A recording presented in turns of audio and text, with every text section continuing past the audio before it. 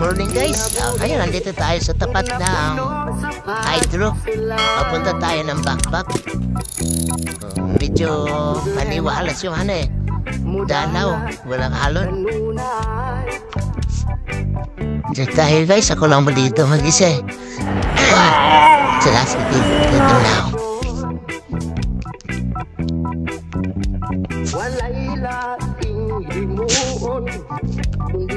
Yan o.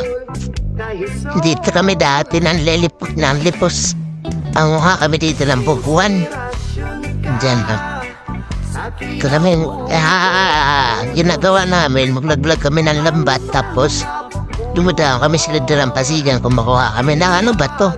Tapos ibabato namin sa danaw para magtakbuhan yung mga isda, magpapanik. So mapunta sila sa lambat, yun, huli. Ang galing, ang galing. Itong lugar na kami na nangingisda noon. Diyan sa malalim na yan, dyan. Tapos hanggang doon sa dulo. Diyan kami nanguha ng isda.